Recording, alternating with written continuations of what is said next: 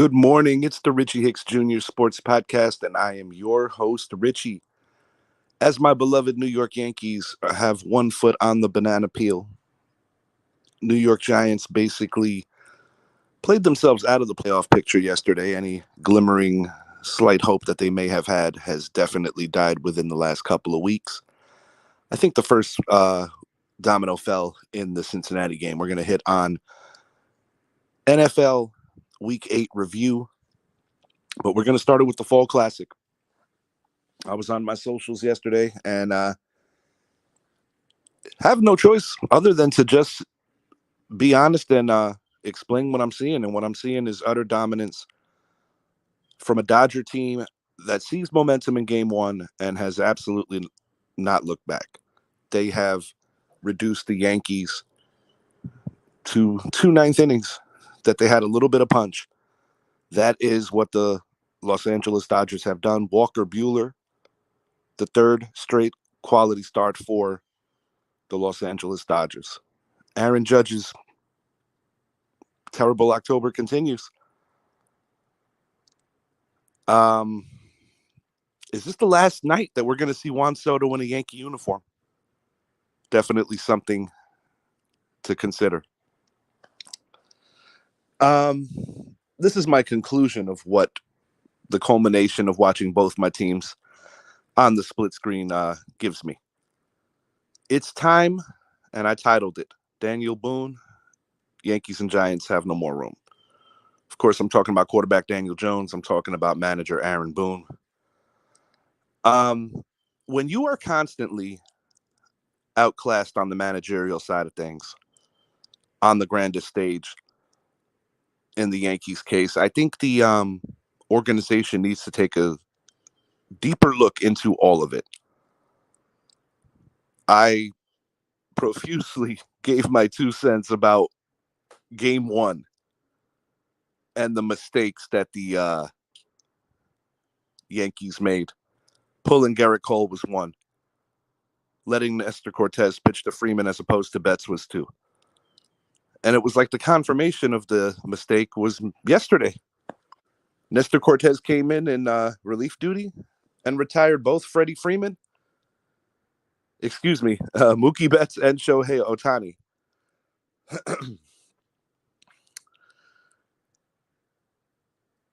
At that level, it has to be accounted for.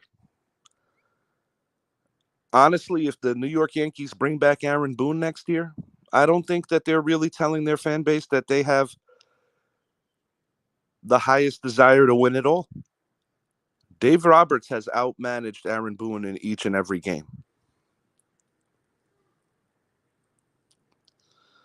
And when Alex Verdugo is the only guy that gives you any run scoring, he hit the 2-run homer. Just so many things. Sending Giancarlo Stanton. Giancarlo can't run, guys. Teoscar Hernandez is probably the weakest arm of the three. But it was too easy. He had a horrible jump. And the slide looked like something out of Little League when you're first teaching kids how to slide. I'm not going to get on Giancarlo. I'm getting on them for sending him. I mean, I can't get on Giancarlo. Austin Wells, Aaron Judge, just terrible. Absolutely terrible. I will not be picking the Yankees tonight. I've seen their resolve during the course of the year, so I had every reason to believe that they may have had a chance to jump back into the series. But it looks like a coronation at this point. Luis Gil is on the bump. In the event they were able to get through tonight, Garrett Cole pitches game 5. And he should be nice and rested. It appears that Aaron Boone made sure that he'll be rested for next year. If I'm the Yankees, I strongly consider moving on from Aaron Boone. They have options. If you keep it in-house, Luis Rojas, former Met manager, currently a third base coach, potentially becomes your next man up. Maybe you want to go with a theory that has worked for the last championships with former players. Joe Torre, Joe Girardi, both former catchers. We have a former catcher that could potentially be the next manager. I'm talking about Jorge Posada. I do think that the Yankees may very well want to look into it. I don't think Boone can get this team any further. I'm not going to do a complete indictment of Aaron Boone. I just don't think he's better than some of the options that we could bring in. The stubbornness to keep marching out Alex Verdugo when Jason Dominguez can give you more offense and your team desperately needs a spark, that to me is a head scratcher. A true head scratcher. Anthony Rizzo has been bad too. This is his swan song with the Yankees, I would think. But it just seems that there's just too much comfort level with marching out the same lineup and expecting different results. I don't know why Aaron Judge hasn't been dropped in the lineup yet, other than the fact that he's going to win the American League MVP and he's the captain. There is no other reasonable excuse to keep marching out Aaron Judge in the 3 spot. He has been terrible this year in the playoffs. Dodgers in 4. I will post my pick a little bit later. On to Monday Night Football, and then I'm going to give you a rundown of Week 8. New York Giants fought valiantly last night. They were able to play really good defense for the majority of the game. A controversial call earlier on an illegal shift, which a former league official said was a bad call. But the Giants got a touchdown snuffed out that would have went to Chris Manhertz. It was a great play call because Chris Manhertz hadn't caught a ball all season.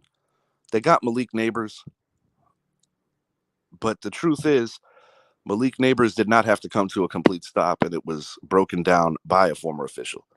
But ultimately, the Giants are going to giant. And what happened yesterday, and what is ultimately the difference in the game, is the special teams blunder. Bad teams make bad plays in critical moments, and that has been the Waterloo of the New York Giants this year. Whether it's not carrying a healthy kicker in week 2 in a game that they should have beat division-leading Washington, whether it's not being able to score against 2 defenses that give up a lot of points in the form of the Dallas Cowboys and the Cincinnati Bengals.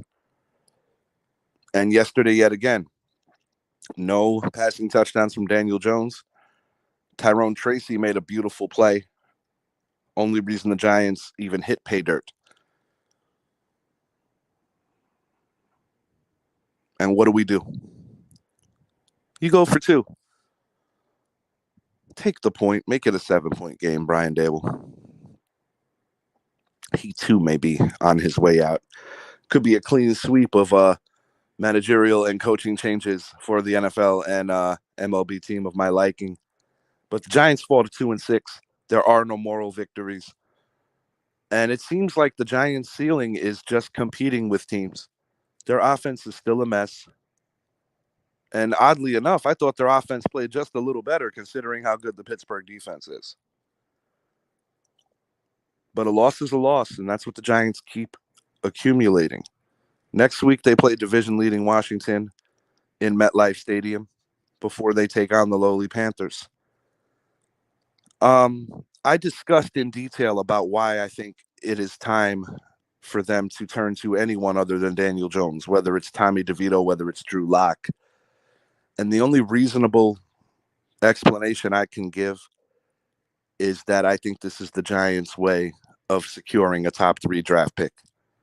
Because last year, DeVito and Tyrod together in split duty gave them that shot in the arm that kind of kicked them out of the top 3 and backed them up out of the Jaden Daniels reach.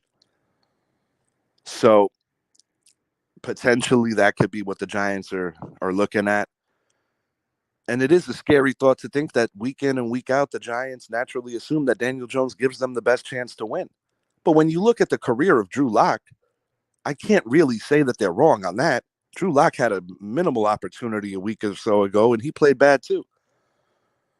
Tommy DeVito's the best story of the 3. He actually showed some moxie on the national stage. He has the same amount of primetime wins that Daniel Jones does. He beat Green Bay in prime time last year. But it appears that the Giants, for better or for worse, are going to continue to march out Daniel Jones until the season is over. The New York Jets are twinning with their neighbors. They fall to 2-6, and I would have to say hit rock bottom after losing to the New England Patriots with just under 30 seconds to go. I would have to think that this is the end of Aaron Rodgers in the Jets uniform. Multiple publications are saying that Rodgers may be returning. But I got to say, from a bystander standpoint, because I am not a Jet fan, it is kind of comical to see this. I believe Aaron Rodgers had a hand in head coach Robert Saleh getting canned. No matter what is reported, I believe that. They lost quarterback coach Bob Calabrese. He took on a role with the Rams. Nathaniel Hackett's no longer calling plays. Their defense seems to be very overrated when you really look at what they have been doing. The Hassan Reddick trade has been an utter joke. And they go in and bring in Davante Adams to appease Aaron Rodgers. It seems like Rodgers runs things there, and the only thing Rodgers has done is run them into the dirt. I have to applaud the Green Bay Packers on having the courage to move on from Aaron Rodgers at the time that they did, as well as Davante Adams. The Packers are in a completely different situation, competing for best record in the NFC. Jordan Love hurt yet again, but the Packers were able to hold on against the Jacksonville Jaguars. That's going to be an injury worth monitoring. The Detroit Lions lost their best player in Aiden Hutchinson, their best defensive player, but they put a shellacking on the Tennessee Titans. Undeniably, the game of the week had to be the Chicago Bears and the Washington Commanders. Young Jaden Daniels hitting the Hail Mary late. That was incredible. Still have a hard time believing that Chicago played it that way, but the Commanders win. And the Commanders and Eagles continue to prove that it's a two-team race in the East. Philadelphia Eagles really had a phenomenal second half. Interesting caveat about that game. The Brown brothers, twin brothers.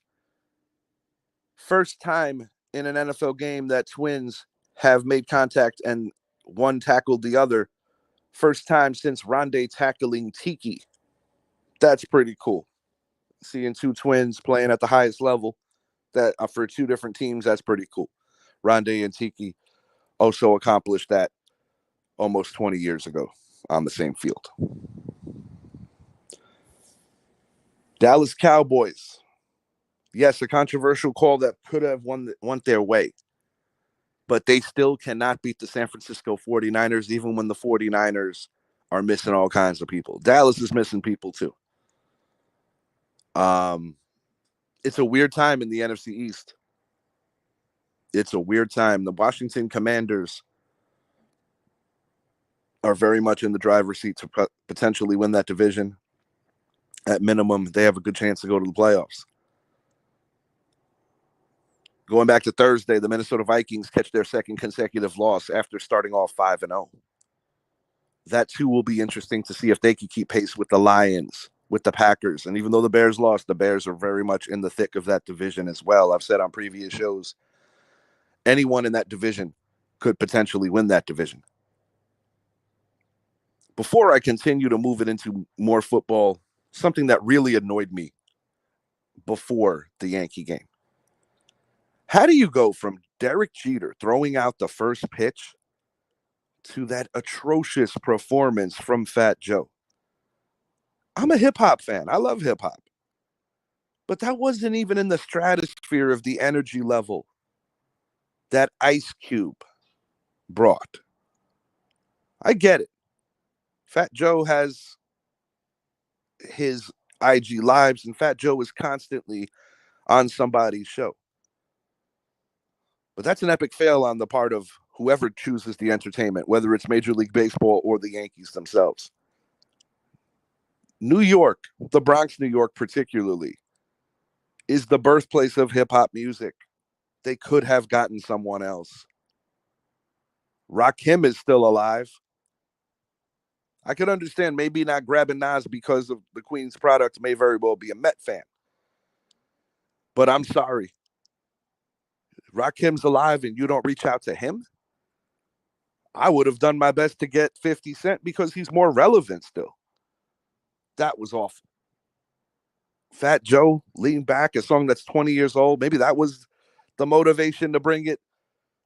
That's not a song you could really vibe to on a baseball field, unless if it was like brand new, like it was 20 years ago. Epic fail on whoever orchestrated that.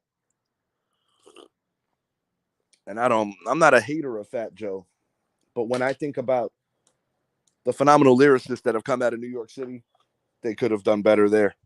And I'll leave that there. Ice Cube for the dub on the entertainment spectrum of things. And just kind of up to par with the kind of series that has been, with the Dodgers outclassing the Yankees in every variable imaginable. Back to the NFL. It was good to see Tua Tagovailoa return for the Miami Dolphins. But the Dolphins lose a close one to the Arizona Cardinals 28-27. The game still did not go the way I expected it. I expected to see a lot more out of Tyreek Hill, possibly getting in the end zone. Raheem Mostert actually hit pay dirt, not Devin Achan. And ultimately, the Dolphins lose. That AFC East division seems to be Buffalo's in a big way, where they are running away from the rest of the division. Through 8 weeks, I certainly didn't think that the Miami Dolphins, even with the Tua injury, then you have the Jets with just all kinds of dysfunction going on there, would completely be in the distance of Buffalo. But that is exactly what has happened. This is a huge week coming up for the Miami Dolphins. If they get swept by the Buffalo Bills, Buffalo's going to cruise to the finish line in that division and have a chance at one of the top 3 seeds. I don't think anybody's going to catch KC for best record. A lot of football left, but it's not likely. And speaking of those Chiefs, they are still finding a way to win every week. Patrick Mahomes threw what looked like could have been a back-breaking interception. And what happens right after that?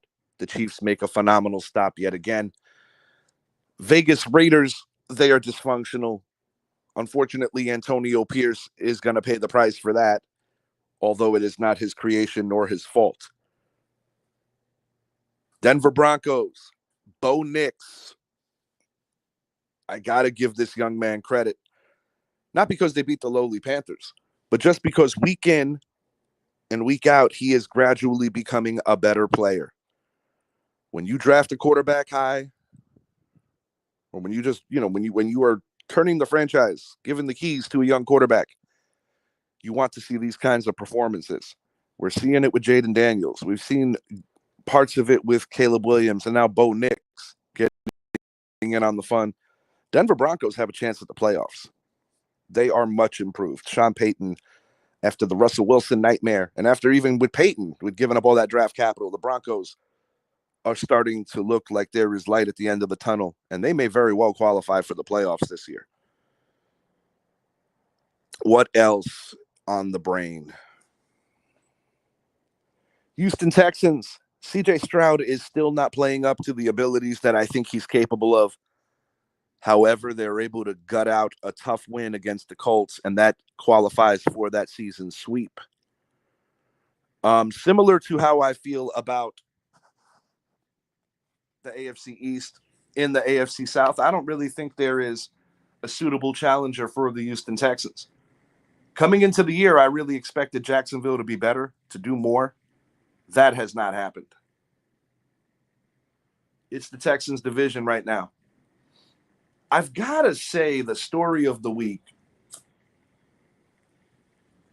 kind of like on a low-key level, has to be the Cleveland Browns defeating the Baltimore Ravens.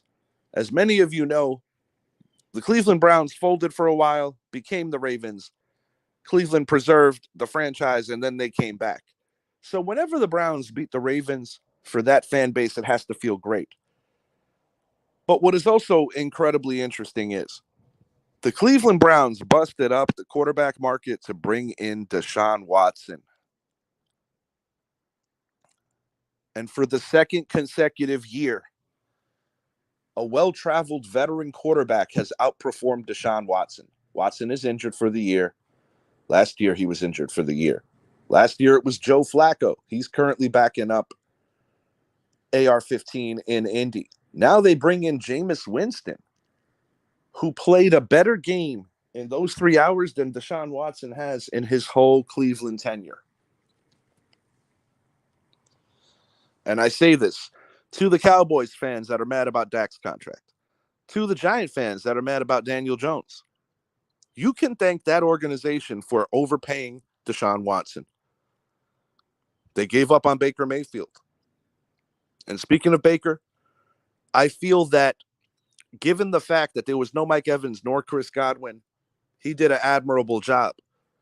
But right now, the Atlanta Falcons are in the driver's seat in that South Division now that they have the sweep over the Buccaneers. So the Buccaneers will have to finish one game better. They will have to finish one game better to win yet another South title. After the Brady season in 2020 as a wild card winning the Super Bowl, Tampa has consecutively kept winning that South Division. There might be a new champion this year in that division. Right now, when I look at the NFL, I see only a handful of teams, if a handful, maybe less than a handful, that are a true challenge to stop the Kansas City Chiefs from three-peating. It's a short list. In the NFC, I literally have two teams. It's either going to be the Detroit Lions or the Green Bay Packers. If there's a dark horse that's even good enough to come out of the NFC that could challenge the Chiefs, I would say the Atlanta Falcons. And from a player-for-player standpoint, the Falcons do actually happen to match up well with them. When I think about the AFC, although the Pittsburgh Steelers are in first place by virtue of the Baltimore loss, I don't think the Steelers have the offensive firepower to hang with the Chiefs. I do think the Buffalo Bills this particular year can challenge the Chiefs. I don't see it with Houston and the Baltimore Ravens. It's the Ravens and the Bills that can challenge the Chiefs to the highest ability. Because of recent history, I would say maybe the Cincinnati Bengals. But with the most recent loss for Cincy, I'm starting to wonder if it's going to be too little too late pretty soon for them as they drop to 3-5. The Bengals have not been able to put it all together. And now T. Higgins is hurt again. So we shall see. Midway point, other teams kind of lying in the weeds that could put together a winning streak and potentially do something. The NFC West is getting interesting. You have an Arizona Cardinal team that every week is getting more confident, getting invaluable experience. Gannon is doing a great job with those boys. And then you look at the Los Angeles Rams, who suddenly are starting to get some talented players back. They just got Puka back. They got Kupp back. Stafford's coming off his best game in the last couple of years. So I would say that the Los Angeles Rams, despite everything, seem to be still very much capable of making a run in a very mediocre division. And the 49ers won. Regardless of the injuries, the 49ers beat an all-time rival in the Cowboys. Inside track, I don't really have a temperature gauge on that. We're just going to have to see how this second half plays out because injuries are going to tell the story. I'm not sure if Christian McCaffrey's going to suit up this year. Seattle's also not dead, although they have lost 3 of their last 4 and 3 consecutive in front of the 12s. But football's wide open right now. I think it's the Chiefs and everybody else. Midway point, how I think it plays, kind of the way I predicted it, at least on one end. I think the Kansas City Chiefs will be representing the AFC. But at this juncture of the season, I think it's a coin flip between the Detroit Lions and the Green Bay Packers. One of those two teams are going to be facing the Chiefs. And going to be a vital matchup this week in the NFC North as those two teams lock horns in Lambeau Field.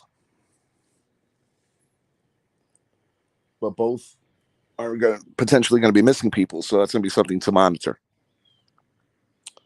My final for the World Series, Game 4. For the first time in the series, I have no other choice but to go against my New York Yankees and watch they'll probably win today. But I'm going to pick the Los Angeles Dodgers to bring out the brooms tonight in the Bronx and finish off the World Series to the tune of a 6-3 victory. And I don't have Aaron Judge doing anything. Until this man proves that he could win in October, he's going to start getting that A-Rod label. Prior to A-Rod coming up big in 2009's playoffs. I would say priority one for the New York Yankees this offseason. Immediately when the season is over, they have to get to the negotiation table and really apply the pressure to sign Juan Soto. Because the team that's about to hoist the World Series trophy is very interested in him. And that team in Queens also is interested in him. And that team in Queens played the Dodgers better than the Yankees did. And that team in Queens swept the Yankees this year. So while I don't really feed into all that, Yankees had an easier path than the Mets thing. When you're the 1 seed, you're supposed to have an easier path. You can't get a weaker path when it takes you 163 games to qualify for the playoffs. But having said that, I'm not throwing shade at the Mets. The Mets had a hell of a year, and the God's honest truth is the Mets played the Dodgers a lot better this year than the Yankees have, and that's also including the regular season. The Yankees have only defeated the Dodgers once this year. So Juan Soto has to be priority one. I also think the Yankees have to figure out what they're going to do at first base. Now, let's just say hypothetically, if the Yankees should lose Juan Soto, I would say the next hot free agent that the Yankees have to be aggressive on would be Pete Alonso. I don't think there's a world where the Yankees would be able to bring back Soto and also sign Alonso. But I don't think Anthony Rizzo will be in pinstripes next year. I have a feeling he's going to go back to Chicago. Garrett Cole has an opt-out clause in his contract. I don't think that's going to be as horrible as everybody feels. The Yankees basically just extend the contract. Garrett Cole's going nowhere. I'm not too worried about that. But something to think about. The Yankees had an opportunity to sign Flaherty, to trade for Flaherty, rather, at the trade deadline. They opted not to. And now he and his Dodgers teammates are a win away from winning the World Series. How much different would this series have looked if the Yankees did indeed trade for Flaherty? It's something to think about. He pitched very well in Game 1. Maybe not as well as Garrett Cole did in Game 1. But can you imagine if that was your 1-2, Cole and Flaherty? Because the God's honest truth is it's a huge step down from 1 and 2 in the Yankees rotation when it comes to Garrett Cole and Carlos Rodon. Going into next year, the man who's pitching tonight, Luis Gil, I believe that he's going to have more innings, more responsibility, and he may very well be the number 2 next year. Because in the first half of the season, Luis Gil was very much an American League Cy Young candidate before Tariq Skubal, ran away with it. And, the kid's young, but Carlos Rodon as a 2 just has not been worth the money that the Yankees gave him. And that series still goes back to Game 1 and the poor decisions that were made. I've been saying it over the course of the last couple of days. It happens quick, but desperate times call for desperate measures. I want to see Jason Dominguez with a bat in his hand today. To be honest with you, I wouldn't even mind if they benched Aaron Judge. When you have to send a message, you have to send a message. I mean, at least Brian Dable had the testicular fortitude to bench their first-round pick from 2 years ago, Deonte Banks. That's one of the things, despite what the media might try to convince you of.